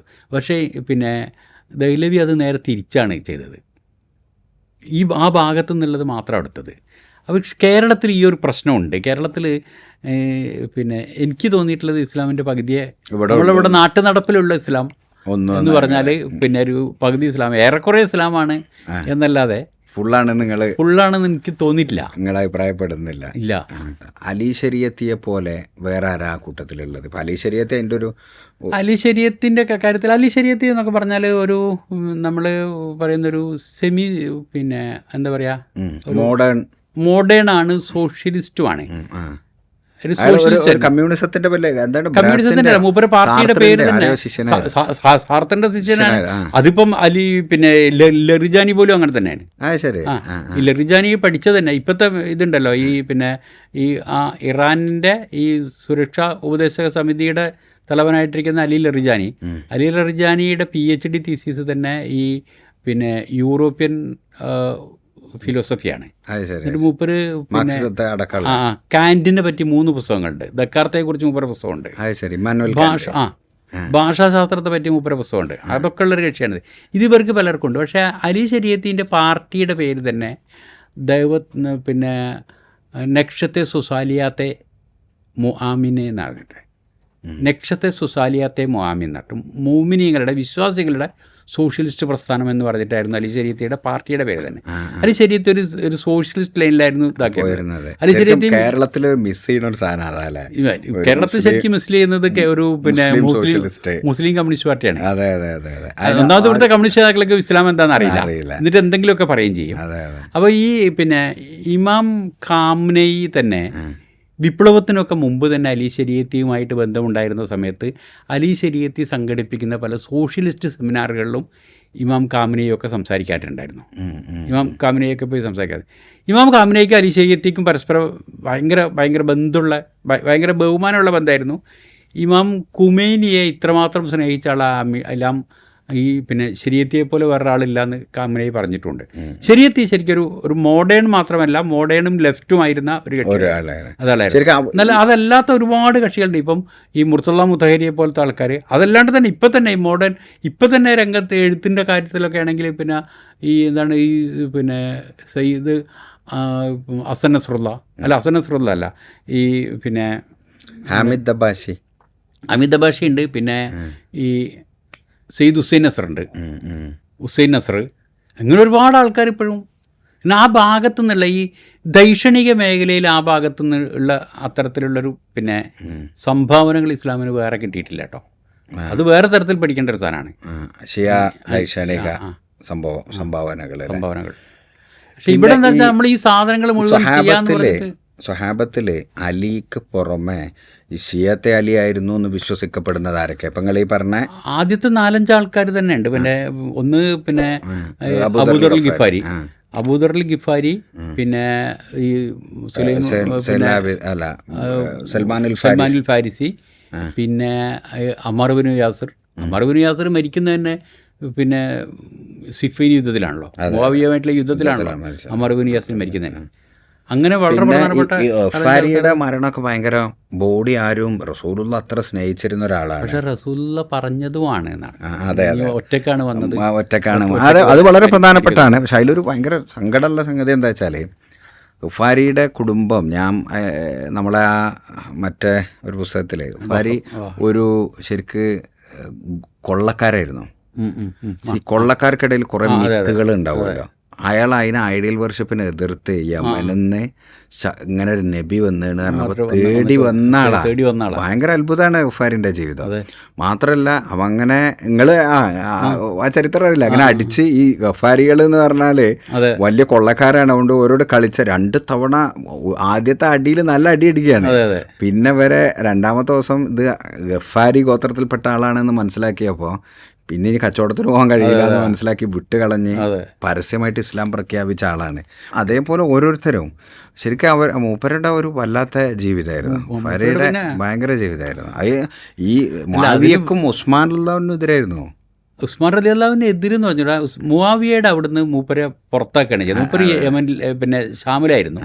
ഷാമിൽ അവിടെ താമസിക്കായിരുന്നു. അപ്പം മൂപ്പരുടെ അവിടുത്തെ ചില പ്രഖ്യാപനങ്ങളും ചില സംവിധാനങ്ങളൊക്കെ ഉണ്ട്. അതിൻ്റെ മൂപ്പര് പറയുന്ന ഒരു സാധനമുണ്ട്, ജനങ്ങൾ പട്ടിണി ഇപ്പം പൊതുവചനാവിൽ ബൈത്തുൽ മാലിൽ പണം കുന്നുകൂടിയിരിക്കെ പട്ടിണി കിടക്കുന്നുണ്ട് മനുഷ്യന്മാർ. ഇങ്ങനെ പട്ടിണി കിടക്കുന്ന മനുഷ്യന്മാർ എന്തുകൊണ്ട് വാളെടുത്തിട്ട് സ്വന്തം അവകാശം ചോദിക്കുന്നില്ല എന്ന് ഞാൻ അത്ഭുതപ്പെടുകയാണ് എന്ന് മൂപ്പര് പറയുന്നുണ്ട്. പിന്നെ മൂപ്പര് മറ്റേ ഇതും പറയുന്നുണ്ട്, ആയത്ത് തന്നെ മറ്റേ സ്വർണവും വെള്ളിയും കുന്നുകൂട്ടി വെക്കുന്നവന് നരകം കൊണ്ടുള്ള ശിക്ഷയെക്കുറിച്ച് നിങ്ങൾ അറിയിച്ചുകൊള്ളുക എന്നുള്ള സാധനം. പിന്നെ അതൊക്കെ കഴിഞ്ഞിട്ട് മൂപ്പര് ഈ പിന്നെ ഇവരോട് നേരിട്ട് ചോദിക്കുന്നുണ്ട്, ഭരണകൂടത്തോട് എന്ന് വെച്ചാൽ എല്ലാവർക്കും മനുഷ്യന്മാർക്ക് എല്ലാവർക്കും പിന്നെ തവിടോട് കൂടിയ ഗോതമ്പ് തന്നെ പൊടിച്ചിട്ട് പിന്നെ ചപ്പാത്തി ഉണ്ടാക്കാം. നിങ്ങളുടെ കൊട്ടാരത്തിലുള്ളവർക്ക് പിന്നെ അമവി കൊട്ടാരത്തിലുള്ളവർക്ക് മാത്രം പിന്നെ തവിട് കളഞ്ഞ ഗോതമ്പ്, ബാക്കിയുള്ളവർക്ക് മനുഷ്യന്മാർക്ക് മുഴുവൻ രാവും പകലും കിടക്കാനും പൊതുക്കാനും സംസ്കരിക്കാനും ഒക്കെ ഒറ്റ ഉടുപ്പേ ഉള്ളൂ. നിങ്ങൾക്ക് മാത്രം എന്തിനാണ് ഇങ്ങനെ പല കാര്യത്തിന് പല ഉടുപ്പുകൾ എന്നുള്ള ചോദ്യങ്ങളൊക്കെ ഉണ്ട്. അപ്പോൾ ഇങ്ങനെയൊക്കെ വന്ന സമയത്ത് ഇവരവിടുന്ന് മൂപ്പരെ നാട് കടത്താൻ അവിടെ നിൽക്കണ്ടെന്ന് പറഞ്ഞിട്ട് മൂപ്പരെ തിരിച്ചു വിളിക്കാൻ പിന്നെ ഖലീഫയോട് പറയുകയാണ്. അങ്ങനെ മൂപ്പര് തിരിച്ചു വിളിച്ചിട്ട് മദീനത്ത് വന്നപ്പം മൂപ്പര് ഇങ്ങനത്തെ ഒരുപാട് പ്രശ്നങ്ങളുണ്ട് ഇവരുടെ ഈ പിന്നെ ഈ ഉമൈദ് ഭരണകൂടം എന്ന് പറഞ്ഞാൽ മൂപ്പരുടെ ഗവർണറാണല്ലോ. പിന്നെ ഖലീഫയുടെ പിന്നെ ഷാമിലെ ഗവർണറാണല്ലോ. ഷാമില എന്ന് പറഞ്ഞാൽ അന്നത്തെ സിറിയയിലെ ഗവർണറാണ്. അപ്പോൾ ഗവർണർമാരുടെ ഇതിൽക്കും ഇങ്ങനത്തെ ഒരുപാട് പ്രശ്നങ്ങളുണ്ടെന്ന് പറഞ്ഞപ്പം ആ പ്രശ്നങ്ങൾ മൂപ്പരുടെ ശ്രദ്ധയിൽപ്പെടുത്താനും ഖലീഫയുടെ ശ്രദ്ധയിൽപ്പെടുത്താനും അവരോട് കണക്ക് ചോദിക്കണം. അപ്പോൾ ഉമർ ഇബ്നു ഖത്താബിൻ്റെ കാലത്ത് അവർ ഗവർണർമാരായിരുന്നു എന്നുള്ളത് ശരിയാണ്. പിന്നെ മുആവിയ ഗവർണറായിരുന്നാലും കൃത്യമായിട്ട് ഉമറിനെ പേടിയായിരുന്നു. അതുകൊണ്ട് കൃത്യമായിട്ട് കണക്ക് ഹാജരാക്കുകയും പൈസ കൃത്യമായിട്ടും കൂടെ പിന്നെ എത്തിക്കുകയും ചെയ്യുന്നു. അവിടെ പൈസ സൂക്ഷിക്കുന്ന സംവിധാനം തുടങ്ങിയത് പിന്നെ ഉസ്മാൻ്റെ ഭരണത്തിനാണ്. പൈസ അവിടെ സൂക്ഷിക്കലും കണക്ക് കൊടുക്കാതിരിക്കലും ഒക്കെ തുടങ്ങിയത്. ഈ സാധനം വളരെ കൃത്യമായിട്ട് പിന്നെ ഖലീഫയുടെ മുമ്പിൽ പറഞ്ഞ് ഖലീഫയുടെ ഇത് ബോധ്യപ്പെടുത്തി പറയാൻ വേണ്ടിയിട്ടാണ് മൂപ്പരുടെ അടുത്ത് സംസാരിക്കുക. ഒരു ഘട്ടം കഴിഞ്ഞപ്പം രണ്ടാമത്തെ ഘട്ടത്തിലൊക്കെ പിന്നെ മൂപ്പര് സംസാരിക്കാൻ പോകുമ്പോൾ അലിയാരെ കൂട്ടാറുണ്ട് എന്ന് തോന്നുന്നുണ്ട്, സാക്ഷി സംഗതി. അപ്പം അതൊക്കെ പിന്നെ ഇതൊരു പൊളിറ്റിക്കൽ ഹിസ്റ്ററി വേറെ തന്നെ. ഇസ്ലാമിൻ്റെ മൊത്തത്തിലുള്ള ഹിസ്റ്ററിയിൽ പൊളിറ്റിക്സ് മാറ്റി നിർത്തി അത് പറ്റുമ്പോൾ നിങ്ങൾക്ക് എപ്പോഴും തോന്നിയിട്ടുണ്ടാവും മൗദൂദി സാഹിബിനെ ശരിക്ക് ഈ ഷിയ സ്വാധീനം ഉണ്ടെന്ന്? അങ്ങനെയാണോ, അങ്ങോട്ടാണോ സ്വാധീനം ഇങ്ങോട്ടാണോ സ്വാധീനം എന്ന് എനിക്കറിയില്ല കേട്ടോ. കാരണം അങ്ങോട്ട് പറഞ്ഞാൽ ഒരിക്കലും മൗദൂദി പിന്നെ ഉണ്ടായ ആളല്ലേ? മൗദൂദി അല്ലല്ല. കാരണം ഈ വിപ്ലവത്തിന് മുമ്പ് തന്നെ ഇപ്പോൾ ഇറാനിലെ വിപ്ലവത്തിന് മുമ്പ് തന്നെ ഈ പിന്നെ ഖുമൈനി തന്നെ ഈ പറയുന്ന ഖുമൈനിയുടെ 1979 വിപ്ലവം നടക്കുന്നതിന് മുമ്പ് തന്നെ ഇമാം ഖുമൈനി മൗദൂദിയുടെ പല പുസ്തകങ്ങളും അങ്ങോട്ടേക്ക് ട്രാൻസ്ലേറ്റ് ചെയ്യിക്കുന്നുണ്ട്. അത് ശരി, പേർഷ്യയിലേക്ക് ട്രാൻസ്ലേറ്റ് ചെയ്യിക്കുന്നുണ്ട്. പല പുസ്തകങ്ങളും അവിടെ പിന്നെ പഠിപ്പിക്കാൻ വേണ്ടിയിട്ട് സിലബസിൽ ഉൾപ്പെടുത്തുന്നുണ്ട്. തന്നെയുമല്ല ഈ പിന്നെ ഖുമൈനിൻ്റെ വിലായത്തെ ഫക്കീഹ് എന്ന് പറയുന്ന സങ്കല്പമുണ്ടല്ലോ, ഗവൺമെൻറ്റിൻ്റെ മോളിൽ പിന്നെ ഇത് അറിയുന്ന ഫിഖും ഇതുമൊക്കെ അറിയുന്ന ഒരു ഇസ്ലാമും അറിയുന്ന ഒരു പണ്ഡിതൻ ഗവൺമെൻറ്റിൻ്റെ മോളിൽ ഗവൺമെൻറ്റിന് പടച്ചവനും ഇടയിലാണ് വേണമെന്ന് വിലായത്ത് ഒരു ഫിഖിൻ്റെ. ഇത് ശരിക്കും മൂപ്പർക്ക് കിട്ടിയത് പിന്നെ മൗദൂദിയുടെ ഹുക്കൂമത്തെ ഇസ്ലാമി എന്ന ഹുക്കൂമത്തെ ഇലാഹി എന്ന സങ്കല്പത്തിൽ നിന്നാണെന്ന് പോലും പറയുന്നുണ്ട്. ഞാനതാണ് സങ്കല്പത്തിൽ നേരത്തെ ഇല്ല ശരിക്കും. അതില്ല. 79 ഈ വിപ്ലവത്തിലൂടെ വന്ന ഷിയ ഭരണകൂടമാണോ ലോകത്തിലെ ആദ്യത്തെ ഷിയ ഭരണകൂടം? അല്ലല്ലോ. മുന്നത്തെ ഈ ഫാത്തിമിയാക്കളൊക്കെ ഫാത്തിമികളുണ്ട്, അങ്ങനെ പലരും. അവർക്കൊക്കെ ഈ വിലായത്തെ ഫക്കീഹില്ല. വിലായത്തെ ഫക്കീന്റെ ആവശ്യം അവർക്കില്ല. കാരണം അവരുടെ കാര്യത്തിൽ എന്താ വെച്ചാൽ ഖലീഫ ആണല്ലോ, ആ ഗവൺമെന്റിന്റെ തലവൻ ഇതാണ്. അത് ഗവൺമെന്റിന്റെ തലവൻ ഖലീഫയാണല്ലോ. ഗവൺമെന്റിന്റെ തലവനുണ്ടല്ലോ. ഇവർക്ക് ഇതങ്ങനെയല്ല. ഇപ്പോഴത്തെ ഇതാണെങ്കിൽ ഒരു ഇറാനത്തെ സംഭവമാണെങ്കിൽ അതൊരു ഏതാണ്ട് ഒരു മോഡേൺ ഗവൺമെൻറ്റുള്ള തെരഞ്ഞെടുപ്പാണല്ലോ ഈ പറയുന്ന ഈ പിന്നെ എല്ലാം തെരഞ്ഞെടുപ്പാണ്. ഈ വിലായത്തെ ഫക്കീഹിലെ ഈ പിന്നെ എന്താണ് അസംബ്ലി ഓഫ് എക്സ്പേർട്ട് എന്ന് പറഞ്ഞ കമ്മിറ്റി ഉണ്ടല്ലോ, 86 അസംബ്ലി ഓഫ് എക്സ്പേർട്ട് ഉണ്ട്. അവരാണല്ലോ ഫക്കീഹിനെ തെരഞ്ഞെടുക്കുന്നത്. ഇയാളെ തെരഞ്ഞെടുത്തത് ആ 86 ആളുകളെയും തെരഞ്ഞെടുക്കുകയാണല്ലോ. അതും ഇലക്ഷനാണ്. ഒരു ബേസിക് ജനാധിപത്യം അതിൻ്റെ ഇടയിൽ ഉണ്ട്. അപ്പം ഈ സാധനത്തിൽ ഞാൻ മനസ്സിലാക്കിയിടത്തോളം പിന്നെ വിപ്ലവം കഴിഞ്ഞ ഉടനെ തന്നെ ഇമാം പിന്നെ ഈ വിപ്ലവത്തിന് മുമ്പ് തന്നെ ഇമാം ഖുമൈനി ഈ മൗദൂദിയുടെ പുസ്തകങ്ങൾ ട്രാൻസ്ലേറ്റ് ചെയ്യിക്കുകയും ട്രാൻസ്ലേറ്റ് ചെയ്യുകയും ഒരു പരസ്പരം ബന്ധപ്പെടുകയും ഒക്കെ ഉണ്ട്, ഒരു പഠനങ്ങളൊക്കെ ഉണ്ട്. വിപ്ലവം കഴിഞ്ഞ ഉടനെ തന്നെ ഇവിടുന്നാണെങ്കിൽ പാകിസ്ഥാനിൽ നിന്നാണെങ്കിൽ ഇമാം മൗദൂദി അങ്ങോട്ടേക്ക് പിന്നെ സംഘത്തെ അയക്കുന്നുണ്ട്, പ്രതിനിധി സംഘത്തെ അയക്കുകയും അഭിവാദ്യം അറിയിക്കുകയും ഒക്കെ ചെയ്യുന്നുണ്ട്. അങ്ങനെ ഇവർ തമ്മിലുള്ള ബന്ധമുണ്ട്.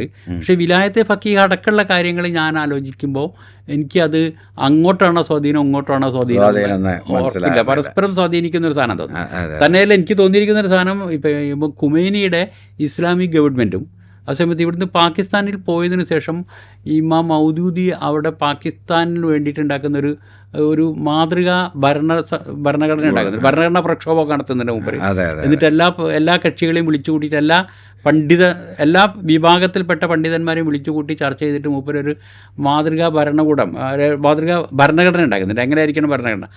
ആ ഭരണഘടനയും ഈ ഇസ്ലാമിക് ഗവൺമെൻറ്റും വായിച്ചാൽ രണ്ടും തമ്മിൽ വലിയ വ്യത്യാസമൊന്നുമില്ല. ഈ പ്രയോഗങ്ങളിലെ ഉള്ള സാങ്കേതിക വ്യത്യാസം മാത്രമേ ഉള്ളൂ. അതിലേക്ക് ഇതിൻ്റെ ഹിസ്റ്ററി, ഇതിൻ്റെ പൊളിറ്റിക്കൽ ഹിസ്റ്ററി വളരെ കൃത്യമായിട്ട് പഠിച്ച ആളാണ് മധു സാഹിബ്. ഇസ്ലാമിൻ്റെയും ഈ ഇസ്ലാമിൻ്റെ പൊളിറ്റിക്കൽ ഹിസ്റ്ററി പഠിച്ചാൽ സീസത്തിലാണ് എത്തുക. അതുകൊണ്ടാണ് ഇവിടെ ചില ആൾക്കാർ അല്ലെ പൊളിറ്റിക്സ് വേറെയാണല്ലോ എന്ന് പറയുന്നത്. നമ്മുടെ ഇവിടെ കേരളത്തിൽ ഈ വാങ്ങാൻ കിട്ടുന്ന പഴയ മൗലൂദ് കിതാബുകളുണ്ടല്ലോ, ഇപ്പം വലിയ മൗലൂദ് കിതാബ് എന്നൊക്കെ പറഞ്ഞിട്ട് വാങ്ങാൻ കിട്ടുന്ന ഈ എല്ലാ മൗലൂദുകളും വരുന്നത് ഈ മങ്കൂസ് മൗലൂദ് മാത്രമല്ല, ഈ അത് കഴിഞ്ഞതിന് ശേഷം ഈ ഔലുൽ അബാബ് എന്ന് പറഞ്ഞിട്ട് നബി കുടുംബത്തിൽ എല്ലാവരുടെയും പറ്റി വരുന്ന മൗലൂദ് കിതാബുകളുണ്ട്. അതുണ്ട്, വലിയ മൗലൂദ് കിതാബ് വാങ്ങാൻ കിട്ടും. അറബിയിലുള്ള വലിയ മൗലൂദ് കിതാബുണ്ട്. അതിൽ മങ്കൂസ് മൗലൂദ് മുതൽ കൊണ്ടുള്ള സകലമാന മൗലൂദുണ്ട്. ഔലുൽ അബാബ് എന്ന് പറഞ്ഞിട്ട് കുടുംബത്തിനെ പറ്റി മൊത്തത്തിൽ, അത് നമ്മളെ ആ വാഴക്കാട് അപ്പുറത്ത് ഒരു പള്ളിയിൽ എല്ലാ മുഹറം 10-നും ആ മൗലൂദ് എന്നിട്ട് ഉള്ള ഒരു പരിപാടി ഉണ്ട്. വാഴക്കാടിൻ്റെ തൊട്ടപ്പുറത്തില്ല, വല്ലപ്പുഴ എത്തണ്ട, വല്ലപ്പുഴക്ക് ഇപ്പുറം എന്ന് പറഞ്ഞിട്ട് അങ്ങനെ തുടങ്ങുന്നൊരു സ്ഥലമാണ്. ഞാൻ പോലുണ്ട്. മുഹറമത്തിന് വേറെ എവിടെയും പോകാൻ പറ്റിയില്ലെങ്കിൽ ഇവിടെ പോലുണ്ട്. ഷാഫി ഇമാം തന്നെ പറയുന്നുണ്ടല്ലോ, ഇപ്പം കേരളത്തിൽ ഷാഫി സുന്നികളെ ആരോപിക്കാൻ വേറെ ഒരു കാരണമുണ്ട്, ഒരു ഷിയാക്കളാണെന്ന് ആരോപിക്കാൻ. അപ്പം ഷാഫി ഇമാം തന്നെ പറയുന്നുണ്ട്, ഇപ്പം അഹ്ലുബൈത്തിനെ സ്നേഹിക്കുന്നത് കൊണ്ടാണ് റാഫിലി ആവുന്നതെങ്കിൽ, എന്നാൽ എന്നെ അറിയുന്നവർ മുഴുവൻ അറിഞ്ഞോളാം. മുപ്പര് ഭയങ്കര രസമുള്ള വരികളാണ്. എന്നെ അറിയുന്നവരും അല്ലെങ്കിൽ എന്നെ അറിയാത്തവർക്കാണെങ്കിൽ ഞാൻ പറഞ്ഞുതരാം, ഞാൻ ഇന്ന ആളുടെ മകൻ ഷാഫിയാണ്, ആളാണ്. എന്നാൽ എന്നെ അറിയുന്നവരും അറിയാത്തവരൊക്കെ പറഞ്ഞോളാം, ഞാൻ അഹ്ലുബൈത്തിനെ സ്നേഹിക്കുന്നുണ്ട് എന്ന്. അഹ്ലുബൈത്തിനെ സ്നേഹിക്കുന്നത് കൊണ്ടാണ് ഒരാൾ റാഫിലി ആവുന്നതെങ്കിൽ എന്നെ അറിയുന്നവരും അറിയാത്തവരും ഒക്കെ അറിഞ്ഞോളൂ, ഞാൻ അഹ്ലുബൈത്തിനെ സ്നേഹിക്കുന്നുണ്ട് എന്ന് മൂപ്പര് പറയുന്നുണ്ട്. അത്തരം സാധനങ്ങളെ കൊണ്ടായിരിക്കും ഈ ഇമാം ഷാഫിക്കും ഈ ഷാഫി പിന്തുടർച്ചക്കുള്ള ഒരു സ്വഭാവം, ഏറെക്കുറെ സ്വാധീനം അല്ലെങ്കിൽ ഈ അഹ്ലുബൈത്തിനോടുള്ള ഒരു സ്നേഹം എന്ന് പറഞ്ഞ അത് ശരിക്കും ഭയങ്കര പ്രകടമാണ് ഈജിപ്തിൽ. ഇവിടെ അത് കേരളത്തിൽ സംഭവിച്ചെന്താ വെച്ചാൽ അതിനെ മുതലെടുക്കാൻ വേണ്ടിയിട്ടുള്ള ശ്രമിക്കുകയാണ് ചെയ്തത്. ഇപ്പോൾ മുസ്ലിം ലീഗ് 1974 വളർന്നപ്പോൾ പോലും അഹ്ലുബൈത്തിൽ ഒരാളെ പിടിച്ചിട്ട് പ്രസിഡന്റ് ആക്കിയാൽ ബാക്കിയുള്ളവർ മുഴുവൻ അത് പറഞ്ഞാൽ കേട്ടോളും എന്നുള്ള ഒരു ആ തരത്തിൽ ഇതിനെ മാനിപ്പുലേറ്റ് ചെയ്യാൻ. അതിപ്പോൾ സംഘടനകളാണെങ്കിലും രാഷ്ട്രീയ അല്ലാത്ത സംഘടനകളാണെങ്കിലും തലപ്പത്ത് അഹ്ലുബൈത്തിനെ വെച്ചാൽ മതി, എന്നാൽ അഹ്ലുബൈത്ത് കാണിച്ചു തന്ന രീതിയിൽ പോകണം എന്നുള്ള ഇതില്ല. അങ്ങനെ ഒരു വ്യത്യാസം. അതെ, അഹ്ലുബൈത്ത് കാണിച്ചു തന്ന രീതി ആ രീതിയിൽ സമൂഹത്തിനെ കൊണ്ടുപോകണമെന്നൊന്നുമില്ല. അഹ്ലുബൈത്തിൽ ഒരാളെ പിടിച്ചിട്ട് തലപ്പത്ത് വെച്ചിട്ട് അല്ലെങ്കിൽ ഉദ്ഘാടനത്തിന് അഹ്ലുബൈത്തിനെ വിളിച്ചാൽ മതി എന്ന് പറഞ്ഞ് പ്രസിഡന്റ് ആവാൻ അഹ്ലുബൈത്ത് ഉണ്ടായാൽ മതി. അതുകൊണ്ടാണല്ലോ ഈ അഹ്ലുബൈത്ത് പ്രസിഡന്റ് ആയാൽ മതിയോ വൈസ് പ്രസിഡന്റ് ആയാൽ മതിയോ എന്ന് പോയി പോലും ചർച്ച ഉണ്ടാകുന്നത്. അങ്ങനത്തെ ഒരു സമൂഹത്തിലാണല്ലോ നമ്മളല്ല. ശരിക്കും വേറെ എവിടെയും അഹ്ലുബൈത്തിന് ഇത്ര പ്രാധാന്യം ഇല്ല കേട്ടോ. അപ്പം നമുക്കിത് അവസാനിപ്പിക്കാം. അപ്പം എങ്ങനെ അവസാനിപ്പിക്കാന്ന് വെച്ചാൽ, ഇപ്പം കേരളത്തിൽ ഷിയാ സ്വാധീനം വളരെ ശക്തമായിട്ടുണ്ട്. കേരളത്തിൻ്റെ ചരിത്രത്തിൽ, സമൂഹത്തിൽ, സാഹിത്യത്തിൽ, കേരള മുസ്ലിം ചരിത്രത്തിൽ, കേരള മുസ്ലിം സാഹിത്യത്തിലും, കേരള മുസ്ലിം സമൂഹത്തിലും സ്വാധീനമുണ്ട്. കാരണം ഇവിടെ അതിൻ്റെ ഒരു സാന്നിധ്യമുണ്ടായിരുന്നു എന്നുള്ളത് തന്നെയാണ് കേട്ടോ. നമ്മൾ വിട്ടുപോയൊരു സംഗതി ഉള്ളത് എന്താ വെച്ചാൽ, ഇബ്നു ബത്തൂത്തയുടെ യാത്രയിൽ ഇബ്നു ബത്തൂത്ത കൊല്ലത്തെത്തുന്നതിൻ്റെ കഥയൊക്കെ മൂപ്പർ പറയുന്നുണ്ട്. കോഴിക്കോട് കുറച്ച് ദിവസം നിന്നിട്ട് മൂപ്പർ കോഴിക്കോട് നിന്ന് ചൈനയിലേക്ക് പോകാൻ വേണ്ടിയിട്ട് മൂപ്പരുടെ കൂടെ ഭാര്യയുണ്ട്. ഇവിടുന്ന് അടുത്തുനിന്ന് കല്യാണം കഴിച്ചാൽ ഒരു പോകുന്നിടത്തൊക്കെ കല്യാണം കഴിക്കാറുണ്ട്. അപ്പോൾ ഇവിടുന്ന് അടുത്തുനിന്ന് കല്യാണം കഴിച്ച ഒരു ഭാര്യയുണ്ട്, പിന്നെ കുറച്ച് അടിമ സ്ത്രീകളുണ്ട്, പിന്നെ മൂപ്പരുടെ സഹായികളുണ്ട്, കച്ചവട സാധനങ്ങളുണ്ട്. ഇതൊക്കെ കൂടെ കൂട്ടിയിട്ട് ഇവിടുന്ന് പിന്നെ ഈ കോഴിക്കോട് നിന്ന് പിന്നെ കപ്പലിൽ കയറി. അപ്പോൾ കപ്പലിൽ സൗകര്യം കുറവാണെന്ന് പിന്നെ ഒന്ന് പറഞ്ഞപ്പം സാധനങ്ങൾ മുഴുവൻ മാറ്റി കൊടുക്കാമെന്ന് പറഞ്ഞിട്ട് വേറെ സൗകര്യമുള്ളൊരു കപ്പൽ. അപ്പോൾ മൂപ്പര് അതിലും സാധനങ്ങൾ ഇതിലും ആയിപ്പോയ ഒരു ഘട്ടത്തിൽ ഇവിടുന്ന് അതിഭയങ്കരമായിട്ട് കടൽക്ഷോഭമൊക്കെ ഉണ്ടായിട്ട് മൂപ്പര് ഈ സാധനങ്ങൾ മുഴുവൻ സാധനങ്ങൾ കയറ്റി വെച്ച കപ്പൽ, സാധനങ്ങളും മൂപ്പരുടെ സ്ത്രീകളെയും കയറ്റി വെച്ച കപ്പൽ അകന്നുപോയി എന്ന് പറഞ്ഞിട്ട് പിന്നെ മൂപ്പര് മാത്രം ആയി കരയിൽ ബാക്കി. പിറ്റേന്ന് വെച്ചാൽ മൂപ്പര് കയറാൻ വിചാരിച്ച കപ്പലാണെങ്കിൽ ഇവിടെ പൊളിഞ്ഞു തകർന്നു പോയി. അങ്ങനെ രക്ഷയില്ലാതെ ഇവിടെ നിന്ന് പിന്നെ അങ്ങനെ ആരോ പറഞ്ഞു മൂപ്പർക്ക് ചൈനയിലേക്കാണ് പോകേണ്ടത്. അപ്പോൾ കൊല്ലത്ത് നിന്ന് പിന്നെ എളുപ്പമാണ് ചൈനയിലേക്ക് പോകാൻ. കൊല്ലം ചൈന ഇടയ്ക്കിടയ്ക്ക് കപ്പൽ സർവീസും ഇതും ഉള്ളതാണെന്ന് പറഞ്ഞിട്ട് മൂപ്പർ ഇവിടുന്ന് ചൈനയിലേക്ക് പോകുന്നുണ്ട്. കൊല്ലത്തേക്ക് പോകുന്നുണ്ട്. കൊല്ലത്തേക്ക് മൂപ്പര് കടലിനോട് ചേർന്നിട്ട് കരയോട് ചേർന്നിട്ട് കടൽ വഴിയും പിന്നെ കുറച്ചൊക്കെ കരയിലൂടെ ഒക്കെ പോയിട്ട് കൊല്ലത്തെത്തിയെന്ന് പറഞ്ഞിട്ട് മൂപ്പര് ഇവന് ബത്തൂത്ത കൊല്ലത്തെത്തിയിട്ട് കുറച്ച് കാലം താമസിക്കുന്നതിന് പെടല് കൊല്ലത്തെ വിശദീകരണങ്ങൾ മുഴുവൻ കൊല്ലം സംബന്ധിച്ച് മുഴുവൻ വിശദീകരിക്കുന്ന കൂട്ടത്തിൽ വളരെ കൃത്യമായിട്ട് പറയുന്നുണ്ട്. കൊല്ലത്ത് വളരെ ശക്തമായ മുസ്ലിം കമ്മ്യൂണിറ്റി ഉണ്ട്, മുസ്ലിം കച്ചവടക്കാരുണ്ട്. അവർ ഇങ്ങനെ കപ്പലുകൾ പോലും കൂട്ടത്തോടെ വാങ്ങാൻ പറ്റുന്ന തരത്തിൽ, ചരക്കടക്കമുള്ള കപ്പലുകൾ കൂട്ടത്തോടെ വാങ്ങാൻ പറ്റുന്ന തരത്തിൽ മുതലാളി ഇങ്ങനെ പൈസ ഉള്ള സമ്പന്നരായ കച്ചവടക്കാരുണ്ട്. ആ കൂട്ടത്തിൽ മൂപ്പര് പിന്നെ ഒരു സംഘം പിന്നെ ഷിയാക്കളെ കണ്ടു. മൂപ്പര് റാഫിലിൽ നിന്നാണ് പ്രയോഗിച്ചിട്ടുള്ളത്. കാരണം മൂപ്പർ എന്ന് വെച്ചാൽ മൊറോക്കൻ, പിന്നെ ഈ മൂപ്പര് മൊറോക്കോക്കാരനാണ്. മൂപ്പര് മാലിക്കി മതകാരനാണ്. മൂപ്പർക്ക് വിരോധമുള്ള ആളാണ്. മൂപ്പര് ഷിയാന്ന് പോലും ഉപയോഗിച്ചിട്ടില്ല. മൂപ്പര് ഒരു സംഘം റാഫിലുകളുണ്ട്. അവരുടെ നേതാവ് ഇറാഖിൽ നിന്നുള്ള ഔജ് എന്നുള്ള വന്നിട്ടുള്ള അബ്ദുറഹ്മാനുബിനു ഔജി എന്ന് പറഞ്ഞിട്ടുള്ള ആളായിരുന്നു മൂപ്പരുടെ. അബ്ദുറഹ്മാനുൽ ഔജി എന്ന് പറഞ്ഞിട്ടുള്ള ആളായിരുന്നു അവരുടെ ഷിയാക്കളുടെ നേതാവ്. ഇവർക്ക് ഈ വിശ്വാസം തുറന്ന് പ്രകടിപ്പിക്കാനും മടിയില്ലായിരുന്നു എന്ന് പറയുന്നുണ്ട്. അപ്പോൾ ആ കാലത്ത് കൊല്ലത്ത് ഇങ്ങനെ പരസ്യമായിട്ടുള്ള ഷിയ ഗ്രൂപ്പ് പിന്നെ ഉണ്ടായിരുന്നെങ്കിൽ അതിങ്ങനെ അങ്ങോട്ട് തുടർന്ന് വരുന്ന കേരളത്തിൽ ശരിക്കും കേരളത്തിൻ്റെ ചരിത്രത്തിലും അതുണ്ട്, സാഹിത്യത്തിലും അതുണ്ട്, കേരളീയ മുസ്ലിം സമൂഹത്തിലും അതിന് സ്വാധീനമുണ്ട്. അതാണ് പറഞ്ഞത്, ഷിയായിസം ഇവിടെയുണ്ട്, പക്ഷെ ഷിയാക്കൾ ഇവിടെ ഇല്ല അല്ലേ. പിന്നെ അതിൻ്റെ ഒരു വഹാബിസത്തിൻ്റെ ഒരു സ്വാധീനമാണല്ലോ വേറൊരു തരത്തിൽ ഇതിൻ്റെ തകർച്ചയ്ക്ക് ഇപ്പോൾ കാരണമായത്. അങ്ങനെ അഭിപ്രായം ഉണ്ടോ? വഹാബിസത്തിൻ്റെ തകർച്ചയ്ക്ക് അത് ഷിയായിസത്തിൻ്റെ കേരളത്തിലെ ഷിയാ സാന്നിധ്യത്തിന് മാത്രമല്ല കാരണമായത്. ഈ പിന്നെ ഈ ഇസ്ലാമിൽ ഈ അഹ്ലുബൈത്തുമായിട്ട് ബന്ധപ്പെട്ടതോ അല്ലെങ്കിൽ ഈ നബി കുടുംബവുമായിട്ട് ബന്ധപ്പെട്ട ഇങ്ങനെ ഈ നല്ലത് എന്തൊക്കെ ഉണ്ടായിരുന്നോ അതിന് മുഴുവൻ ചുരുക്കി പറഞ്ഞാൽ റസൂലിനെയും അഹ്ലുബൈത്തിൽ നിന്ന് മാറ്റിയിട്ട് ഇസ്ലാമിൽ നിന്ന്, മലബാറിലെ ഇസ്ലാം എന്നല്ല കേരളത്തിൻ്റെ ഇസ്ലാമെന്ന് റസൂലിൻ്റെ അഹ്ലുബൈത്തിനെയും മാറ്റിയിട്ട് പകരം ജിന്നിനെ കൊണ്ടുവന്ന് പ്രതിഷ്ഠിക്കുക എന്നുള്ള പണിയാണ് ഇവിടെ മുജാഹിദുകൾ ചെയ്തത്. അത് നവോത്ഥാനാണെങ്കിൽ അവർ ചെയ്തത് നവോത്ഥാനാണ്. അങ്ങനെയാണ് നിങ്ങൾ കണ്ടത്. റസൂലിനെ മാറ്റിയിട്ട് പകരം ജിന്നിനെ സ്ഥാപിച്ചതാണ് നവോത്ഥാനമെങ്കിൽ നവോത്ഥാനം തന്നെയാണ് അവർ ചെയ്തത്. നല്ല വല്ലാത്ത നവോത്ഥാനം. ശരി, നമുക്കിത് അവസാനിപ്പിക്കാം. അപ്പോൾ നമ്മൾ ഇനി ഇതിൻ്റെ ഒരു വരും കാലങ്ങളിൽ ഇതിൻ്റെ ഒരു ഡിബേറ്റ് ഉണ്ടാവും എന്തായാലും. ഇപ്പം അങ്ങനെ പറയുമ്പോൾ പരസ്യമായിട്ട് കേരളത്തിൽ ഇതൊരു വിവാദമാവും. അപ്പോൾ അതിനെ തുടർന്ന് കുറച്ച് ആൾക്കാർക്ക് മനസ്സിലാക്കട്ടെ എന്താണ് ഷിയായിസം, എന്താണ് ഇതിൻ്റെ ഒരു സ്വാധീനം, അങ്ങനെയൊക്കെയുള്ള ഒരു പഠനം നടക്കട്ടെ. പഠിക്കാനുള്ള സൗകര്യങ്ങളില്ല. അതെ, അതൊരു വലിയ എന്താണ് സംഭവം. ഞാൻ അത്ഭുതപ്പെടുത്തൊരു സംഗതി, അഹമ്മദിയ മുസ്ലിങ്ങൾക്ക് 50 പള്ളിയുണ്ട് കേരളത്തിൽ. ഷിയാക്കൾക്ക് അല്ല, അവരെ പേടിക്കുന്ന അല്ല, എന്താ പറയുക, അവരെക്കാൾ കൂടുതൽ പേടിയും അവരെക്കാൾ കൂടുതൽ എതിർപ്പുമാണ് ഇതിന്. അതിൻ്റെ ഒരു കാര്യം എന്തായിരിക്കും? മറ്റൊരു സംവിധാനത്തിനും എല്ലാത്ത വിധത്തിൽ ഇതിനെ പേടിപ്പിക്കുന്നുണ്ട്. എന്താ കാരണം?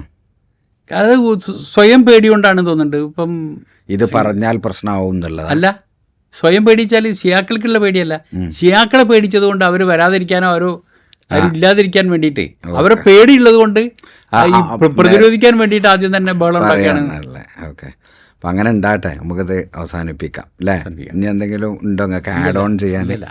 അപ്പം നമ്മളെന്നാൽ ഇത് കൂടുതൽ ഇത്തരം ആളുകൾ പഠന വിധേയമാക്കട്ടെ. ഈ ഷിയായിസം അതിൻ്റെ ഒരു ആഗോളതലത്തിലേ ഞാൻ മനസ്സിലാക്കി നമുക്ക് അവസാനിപ്പിക്കുന്നതിൻ്റെ മുമ്പ് ഇതിൻ്റെ ഒരു പരിസരത്തെക്കുറിച്ചും ഇപ്പോൾ ഈ യുദ്ധത്തിൻ്റെ പശ്ചാത്തലത്തിൽ മുസ്ലിം വേൾഡിൽ ഇതിൻ്റെ ഒരു റിനൈസൻസ്, ഒരു ഉയർത്തെഴുന്നേൽപ്പ് ഉണ്ടാവും തന്നെ ഞാൻ മനസ്സിലാക്കണേ. കേരളത്തിലും ഇതാണ് ഞാൻ തുടക്കം മുതൽ പറയാൻ ഉദ്ദേശിച്ചത്.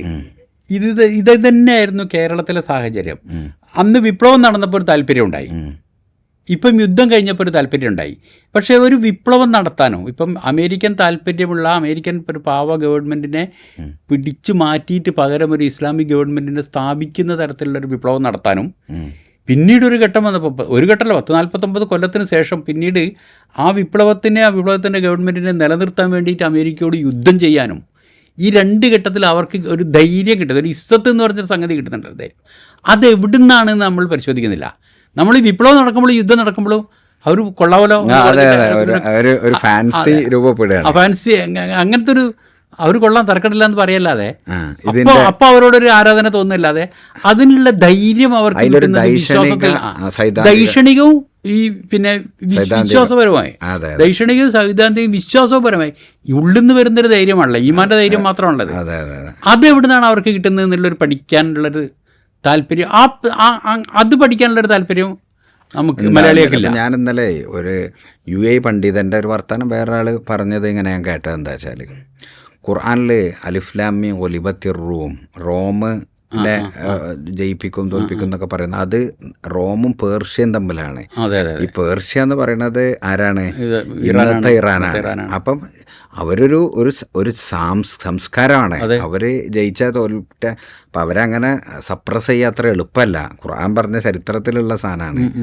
അപ്പോൾ എൻ്റെ ഒരു അഭിപ്രായത്തിലൊരു പുതിയ പഠനം മുസ്ലിം വേൾഡിലാകെ ഷിയായിസത്തെക്കുറിച്ച് ഉണ്ടാവും. അതിപ്പോൾ ഉണ്ടല്ലോ ഏറ്റവും അവസാനം നിങ്ങൾ പറഞ്ഞ പോലെ ഈ പിന്നെ പഠിക്കാനുള്ളൊരു ഇതുണ്ടാവും എന്ന് പറഞ്ഞാൽ, ഇപ്പം എന്താണ് നമ്മുടെ ഇപ്പോഴത്തെ റഷ്യയുടെ വിദേശകാര്യമന്ത്രി പിന്നെ ലവ്ലീസ് മൂപ്പരിപ്പം ഈ യുദ്ധം തുടങ്ങുന്നതിൻ്റെ തലേ ദിവസം, മാം കാമനയും ഉള്ളപ്പോൾ തന്നെ യുദ്ധം തുടങ്ങുന്നതിൻ്റെ ഏതാണ്ട് തലേ ദിവസം 2 ദിവസം മുമ്പ് ഈ സോവിയറ്റ് വിദേശകാര്യമന്ത്രിയുണ്ട്, അന്നേരം പ്രായമുള്ളൊരു സീനിയറായ കക്ഷിയാണ്. മൂപ്പര് പറഞ്ഞല്ലോ, പിന്നെ എൻ്റെ പ്രിയപ്പെട്ട ഷിയ സഹോദരന്മാരെ, നിങ്ങൾ പൊരുതുന്നത് അന്തിക്രിസ്തുവിനോടാണ്. ആ തരത്തിലുള്ളൊരു അതിപ്പോൾ ട്രംപ് തന്നെ പറഞ്ഞല്ലോ, ഇത് വിശുദ്ധ യുദ്ധമാണ് എന്നുള്ള രീതിയിലൊരു സാധനം ട്രംപ് തന്നെ പറഞ്ഞല്ലോ. ഞാൻ പറഞ്ഞത് അങ്ങനത്തെ ഒരു യുദ്ധം ഇപ്പം ഇവരെ സംബന്ധിച്ചിടത്തോളാണെങ്കിൽ അമേരിക്ക സ്ഥാപിച്ച ഒരു പാവ ഗവൺമെൻറ്റിനെ മറിച്ചിട്ടിട്ടാണ് അന്ന് അവർ വിപ്ലവം നടത്തിയത്. ആ വിപ്ലവ ഗവൺമെൻറ്റിനെ നിലനിർത്താൻ വേണ്ടിയിട്ട് ഇപ്പോൾ അവർ അമേരിക്കയോടാണ് യുദ്ധം ചെയ്യുന്നത്. ഈ രണ്ടും ചെയ്യാൻ മാത്രമുള്ള അവരുടെ ഒരു ഇസ്സത്താണെങ്കിൽ അവരുടെ ഈ വാർക്രൈ എന്ന് പറഞ്ഞ സാധനം പോലും പിന്നെ അലി മദദ് യാ അലി എന്നുള്ളത് മാത്രമേ തന്നെ, യാ സഹ്റ എന്നൊക്കെ പറഞ്ഞിട്ടാണല്ലോ അവരുടേത്. ആ സാധനത്ത് അവർക്ക് കിട്ടുന്ന ആ വിശ്വാസം, ആ ഒരു ധൈര്യം കിട്ടുന്ന വിശ്വാസം എവിടുന്നാണ് എന്നുള്ളത് പോലും നമ്മൾ പഠിക്കുന്നില്ലല്ലോ. അങ്ങനെ ഒരു പഠനം, ആ പഠനം പോലും കേരളത്തിലില്ല. അങ്ങനെ ഒരു പഠനം നടക്കട്ടെ, നമ്മൾ അങ്ങനെ ഒരു സാധനത്തിനുള്ള ശ്രമം നടത്തുക. ശരി, എന്നാൽ നമുക്ക് അവസാനിപ്പിക്കാം.